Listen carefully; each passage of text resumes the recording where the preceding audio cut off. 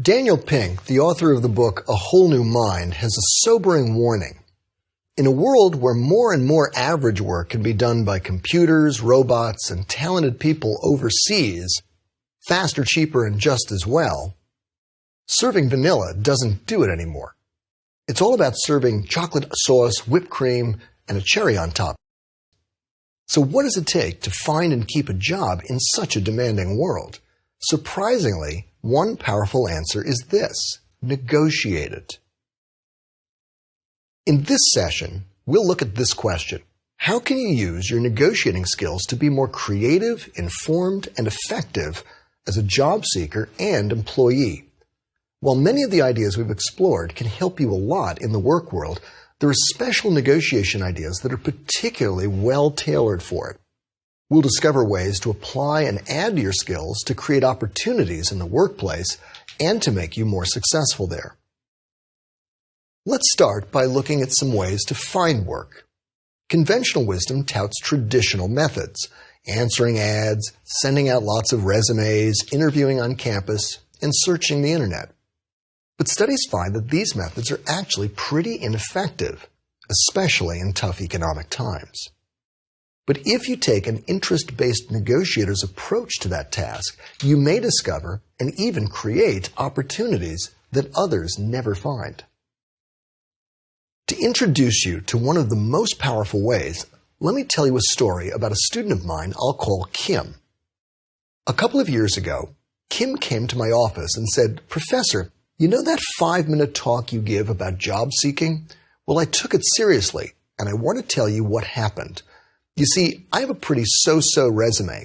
I went to a small regional school where I majored in Spanish literature and dance, and I've worked as a secretary at a large brokerage firm while I've been getting my MBA here at New York University. My dream's been to get an excellent job with a top investment bank, but my friend said I didn't have a chance. But this week, I got an offer from a top investment bank for a highly coveted job. In fact, they flew candidates from as far away as London for it. But I got it. And earlier this week, I got 2 additional offers from another top financial service company." I was so proud of Kim. Now, how did she do it? She used an approach that maps closely onto the task of negotiation itself. It's a method that can help you deeply understand your future employer's needs and discover how your key interests mesh with theirs. It's also a method that relies on 3 of the keys to effective negotiating, a method that helps you strongly develop and apply your credibility, preparation, and listening as a skilled negotiator does. And just as it draws on negotiation insights, it can also enhance your work as a negotiator. It's a method that I introduced briefly in Lecture 4 in the context of research, and it's known as information interviewing. Now, you may have heard that term elsewhere before our course, but I find that most people aren't clear on what it means exactly. By information interviewing, I don't mean handing out business cards at a party, though sometimes that can help.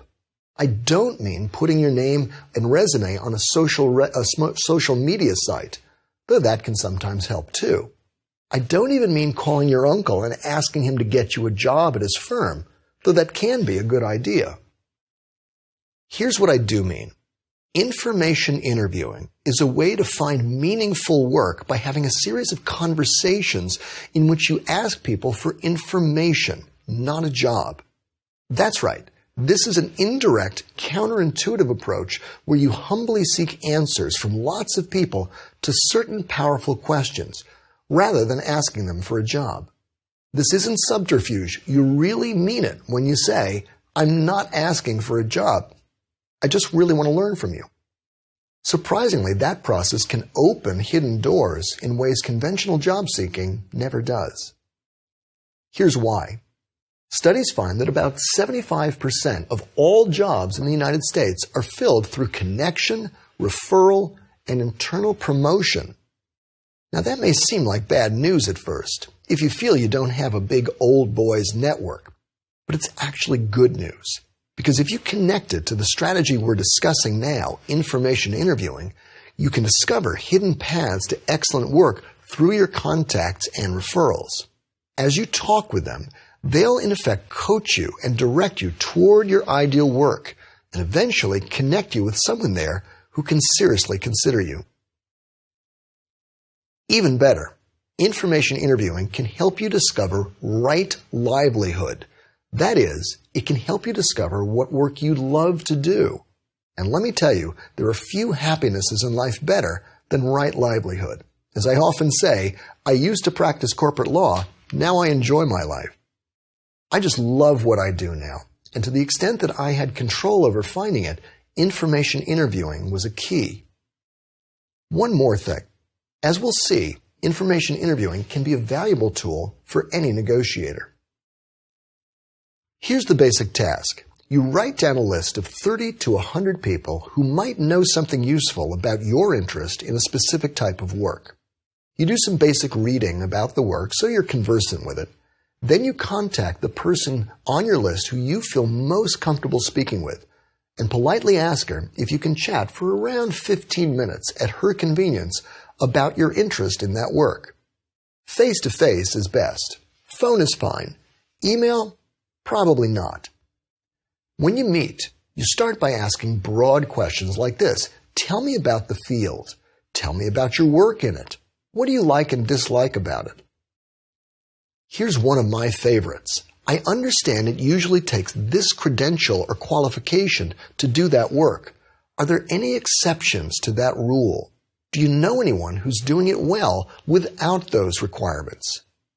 That can reveal hidden shortcuts. Other good questions. Let me tell you a little bit about myself. Do you think I'd enjoy this work, and would I be good at it? Is there a specific niche you think that I should particularly consider? What problems are firms in the field dealing with now? What special challenges do specific firms in the field face? Whom would you recommend I speak with to learn more about it? And finally, may I speak with you again if I have further questions? You jot down your notes, send a thank you note within 24 hours, and follow up on any suggestions she had, especially speaking with anyone she referred you to. If you run out of referrals, you just contact the next person on your original list, and so on. Over a few weeks or months, you'll find your notes give you a rich, nuanced map of where the best work is, key trends and needs there, whom to contact there, what to talk about, and how you'd be an excellent fit for them.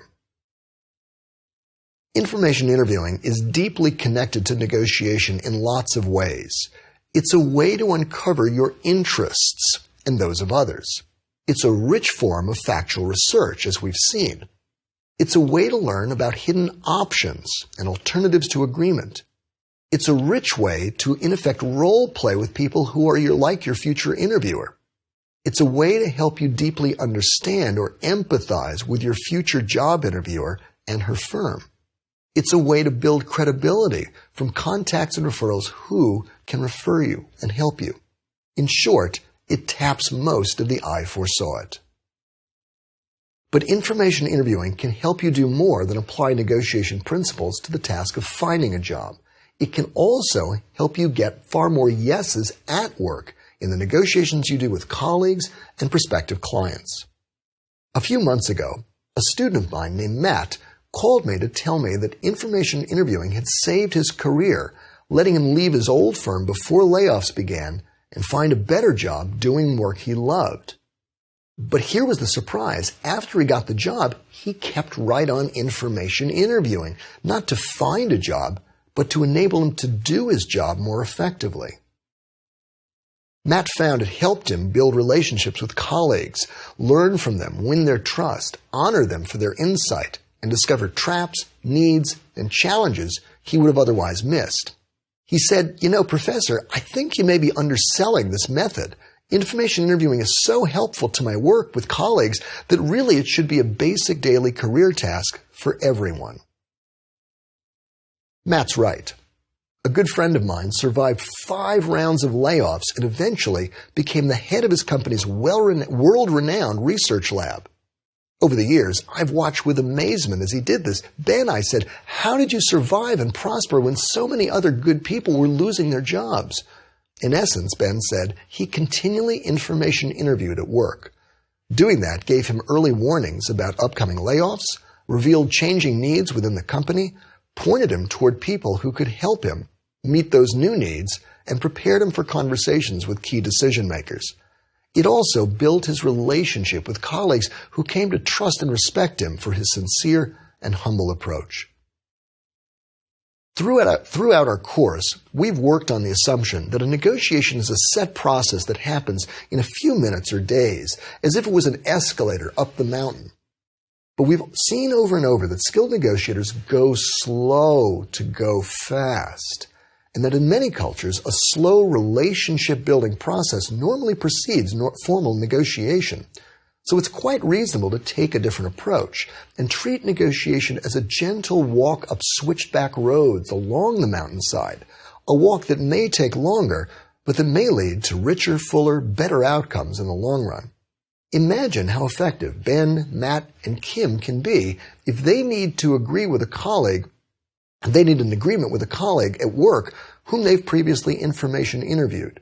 That early relationship building, together with some eye for SWOT preparation and some other simple tasks, can dramatically improve their odds for success, and yours.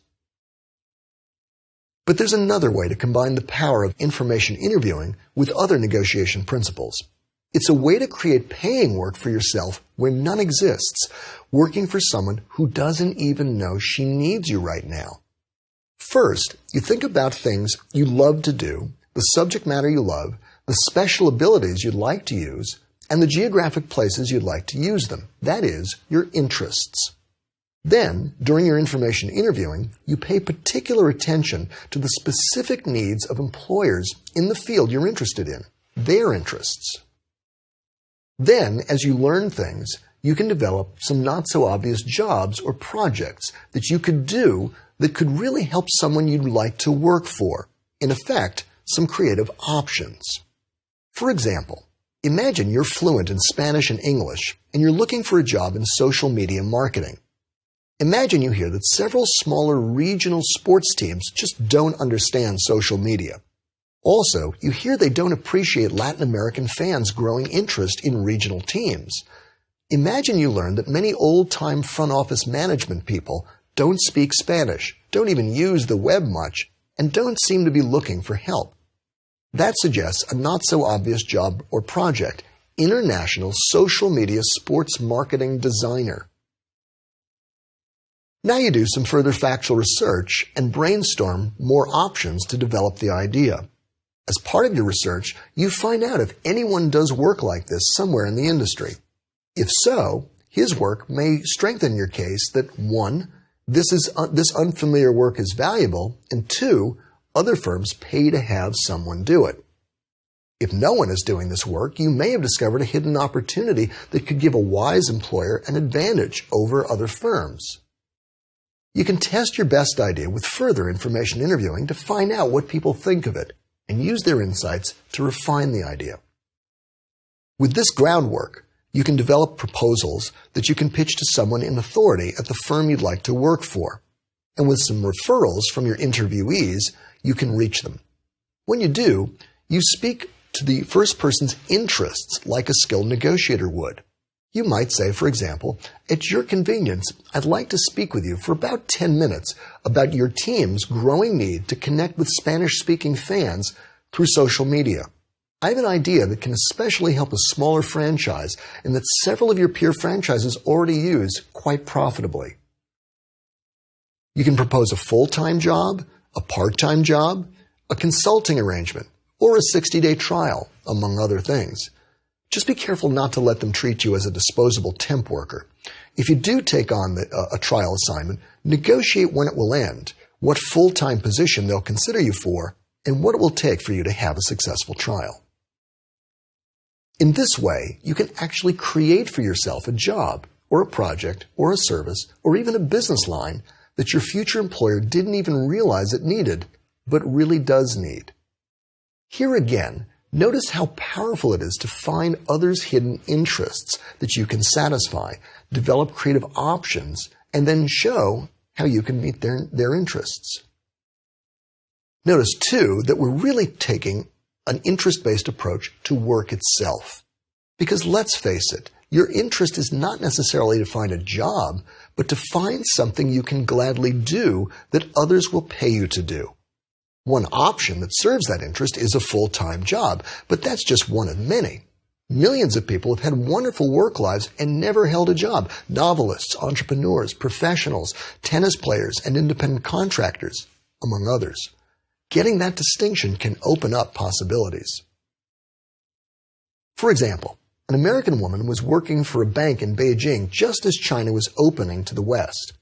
One day, another bank called her and asked her if she'd consider working for them instead. Now, normally she might think she only had two choices, stay put or negotiate a new job with the new bank. But she saw another choice. She called each bank and said, I'm planning to start my own consulting firm to serve American companies who want to do business in China. Would you like to be one of my clients? Within a few years, Ginny Kamsky's firm, Kamsky Associates, had become one of the leading firms of its kind in the United States. She wasn't thinking a job was the only choice. She was thinking about work she could gladly do that others would gladly pay her to do. Now let's turn to a way to use your negotiation skills to help your organization find better clients, more customers and donors, using an approach I call negotiation marketing. To see how this one works, let me tell you a story. I knew a group of executives who were doing volunteer work for a charity that focused on microfinance for the poor. The charity would raise money and lend it in small amounts, sometimes just $50, to poor people in developing countries to help them grow their small businesses. For example, a borrower might get money to buy a potter's wheel to make more jars. The charity had a proven track record of creating thousands of jobs and lifting lots of poor people out of poverty this way. But despite its efforts, it had little or no success in New York City convincing corporations located there to donate. And that was strange because New York is an international and financial capital with dozens of huge corporations that give millions of dollars to charity each year. The volunteers thought they could help the charity do much better. So they started by thinking about their goals. They decided they wanted to raise at least $10,000 from each of several corporations in New York and ideally get them to donate annually. And they decided to focus first on companies that could establish their credibility in the corporate sphere and so open other corporate doors. Next, they did serious factual research in a special library devoted to fundraising. There, they found a list of thousands of major corporations that gave money to charity each year. Their question? Who on this list would serve as ideal prospects? Who here would most likely see our charity's work, that is, what it's offering to do, as attractive? To answer that question, they considered what donors' interests their charity best addressed. They reasoned that companies doing business in developing countries would be more interested. They reasoned that companies in the banking and finance industry would be particularly interested since they understand the power of lending. Because their charity had a particularly strong track record lending to poor women, they also looked for companies who were trying to market to women or give to charities that serve them. Lastly, they looked to see which companies had not already donated to other microlending charities doing similar work overseas. Out of thousands of corporations, they identified 20 that best fit the profile of the perfect donor, the ones who would be most attracted. Then they reached out to the board of directors of their own charity, asking the members if they knew anyone in a senior position at these corporations whom they might contact. That narrowed the list down to 10. Finally, the volunteers selected the company they thought they had the best chance with and whose donation would be most likely to open doors to other corporate donors. A top financial firm I'll call Metropolitan Bank. Their board member got them a 30-minute interview with a senior executive and the vice president of philanthropy at that bank. 2 volunteers went to present the case. 12 minutes into the presentation, the senior vice president interrupted and said, "We're sold. How about if we donate $20,000 for the first year?" How did the team do it? And why do I call their work negotiation marketing? In most negotiations, you start with a specific counterpart, and your task is to craft an offer that will satisfy you and him. But with negotiation marketing, you seek the ideal counterpart, the one who will most likely feel that what you have to offer meets her needs. Then your chance of getting a yes is much higher. It's a bit like a lawyer who chooses jurors who are likely to sympathize with his arguments. Like a target marketer, you're trying to identify and reach those who are most likely to be attracted to your offer and buy it. In a sense, this is exactly what skilled salespeople do before a sales call. They qualify a prospect by determining in advance whether she's likely going to be interested in what the seller has to sell. Unlike a door-to-door salesman who knocks on any door, the goal here is to target your prospects. But we can use negotiation skills to help you do that with your firm's prospective clients, customers, and donors more effectively, and use each success to help you win others. The key to negotiation marketing is to identify first the interests of your ideal prospect. You use factual research to identify them more precisely and home in on the prospects who most likely fit that bill. You also improve the odds by anticipating your prospects' likely reactions, culling out prospects whose reactions are likely going to be bad, developing good responses to reasonable questions, and deciding the schedule of whom to contact first. Doing that improves your odds of getting a yes and so building credibility with your next prospect. And you further improve your credibility by drawing on contacts who can introduce you and independent criteria that can help you make your case. Sound familiar? These are most of the letters of the I foresaw it. With that versatile tool, you're in effect combining sales, marketing, and negotiation skills to create a winning strategy. Then you go to meet with your first best prospect, and if you've done your preparation well, the conversation should be a very happy one. So far, we've been talking about ways to use negotiation insights to do better at work. But now I want to look at how you can use negotiation skills to manage, lead, and achieve there. To do that, consider a story from Harvard professors David Lax and James Sabinius' valuable book, The Manager as Negotiator. A story about a man named Bob Furtz. Bob Furtz was an executive for a British air conditioning manufacturing firm with factories in several South American countries. Each factory manufactured its own version of the firm's air conditioners, and Bob sensed this was wasteful and unprofitable. So, appealing to the board's interests and to his detailed research, Bob won a limited mandate from the board to more efficiently manufacture just a few updated models of the air conditioners in one central South American factory. But he had limited authority at those plants, and engineers, salespeople, and managers there resented his plan and dragged their heels. What to do? To make his vision work, Bob made a series of sequential deals with different players. First, he convinced one country's plant to expand and cut prices. This produced higher sales, which pleased its sales force and attracted the interest of other salespeople in the firm. Next, he convinced a couple of key plants to accept central production if they could add special finishing features. That idea appealed to the key plant's engineers. It also allowed salespeople to increase sales and offer more attractive products. Now, it wasn't all smooth sailing. The lower prices started to hurt profits, which upset the board. But Bob convinced them to hang on. If they did, he pointed out, savings, profits, and greater market share were likely. If they didn't, the company would have difficulty regrouping. Then he continued to negotiate with plants until their changes began to produce real cost savings. All these moves made the firm much more competitive than other air conditioning manufacturers, and as the plan began to work, the firm enjoyed great success. Bob's star rose with the board until eventually they named him Chief Executive Officer. As Lax and Sabinius note, Bob's success illustrates that a manager often needs to negotiate continually. Here, Bob applied several principles we've seen before, making moves away from the table through a sequence of deals that satisfied different players' interests and that gave him assets he could use in the next negotiation.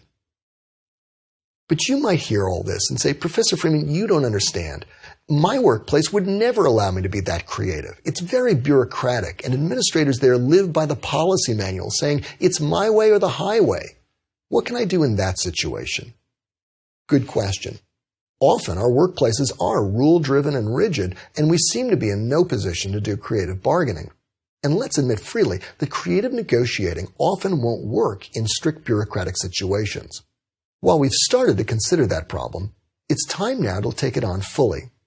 So let me suggest an approach to dealing with bureaucracy that I call negotiating by thinking inside the boxes. One spring, after my business school in New York had given me my summer teaching schedule, I got an invitation to teach for a week in China. I was thrilled, but there was a problem. The dates conflicted with my New York summer teaching schedule. Now, in past years, my New York school had let professors take outside summer assignments and reschedule a class or two. But this year, the school had a new head administrator who announced a new rule. No rescheduling classes under any circumstances. My wife and I wondered what to do. We worked through the I foresaw it, but frankly, nothing good was coming up. But then, as we brainstormed options, my wife said this, "Wait, your administrator said she can't reschedule a class for you. But I noticed that you have an exam session you don't use because you give take-home exams." "Okay," I said, "so what?" "Well," my wife said, "you could say to your administrator, I don't want to reschedule a class. I just noticed we have one too many sessions, so I'd like to cancel one." I was very skeptical. "Wait, you think rescheduling won't work, but canceling will?" "Yes," said my wife, "because you're not breaking her rule, you're just making a necessary adjustment." So I asked my administrator if I could cancel one of the sessions, and she said, "Sure, no problem." And I got to go to China. What happened? Here's what happened. We learned her rules and the facts so well that we were able to offer an option that fit within her rules, that she could rightly say was fully consistent with her rules. We didn't think outside the boxes, we thought inside them. Some of the key interests anyone in a bureaucracy are to honor the rules, consistently apply the policy, and so demonstrate fairness and firmness. That's often an administrator's job. So if you ask her to vary the rules, to think outside the boxes, you may be asking her to do something very risky and dangerous. There are legendary examples of this outlook. During the bombing of Pearl Harbor, a soldier ran into the armory and frantically asked the officer on duty for guns and ammunition. The officer didn't even look up. He pointed to a sign that read, "No guns or ammunition will be issued without a signed requisition order." Students often report they get the same problem when they try to negotiate salary at a large company. "You're in the B3 box," the HR executive will say, "so you get X dollars." But what if the student said this, "You're right, normally I would be in the B3 box if I were based here in Boston. My future boss in London asked me to mention that I'll be based out of the London office, and I understand that the B3 box doesn't apply here. Do I understand correctly that I belong in the L4 box?" To think inside the boxes, you need to think like the administrator. That means learning the rules, the mission statement, the facts, and the policies, and studying the language and asking questions like this. What exactly does that term mean? What words or categories can I legitimately fit in? Is there an overarching policy that can justify my request, even if the specific rule doesn't? You can also ask, if the rule doesn't let me do X, Y, or Z, is it silent on W? And can we talk about W? For example, a company may have fixed compensation rules for new hires covering salary, bonuses, and benefits, but it may be silent about moving expenses, start date, and vacation. As we've seen, a 2009 nationwide survey of HR executives found that most were holding very firm on salary offers to candidates, much to the candidates' frustration. But the survey found that most HR executives were prepared to negotiate moving expenses, start date, and vacation, but most candidates weren't thinking to ask about these things. So what happens if you look at a bureaucratic constraint the way a bureaucrat sees it and look for face-saving, legitimate ways to help her help you? Do it by understanding her constraints so well that you can show her that your request doesn't make her violate a rule that she's sworn to uphold. See what happens, and it may be remarkable. And as we conclude, here are some more challenges. Use information interviewing to enrich your work search, your work, and your ability to negotiate with colleagues. To find new clients or customers for your firm, try negotiation marketing, using the I foresaw it to help you gear up for the task. You may want to enroll a colleague in the process. Do research to understand what a competitor, an administrator, or a prospective employer needs and does, and use the insights to develop attractive offers for your own firm and the firm you hope to serve. Throughout our work, we've seen lots of examples of great negotiating that led to excellent agreements. But not every agreement turns out as well as you hope. In fact, lots are mediocre, sick, or dangerous, like the Versailles Treaty ending World War I. Several observers, including John Maynard Keynes and Francis Maréchal Foch, presciently warned that the new treaty could lead to economic crisis and renewed war. How do you make sure serious flaws aren't lurking in your own agreements, like your summer beach rental, your new job agreement, your deal with a key supplier?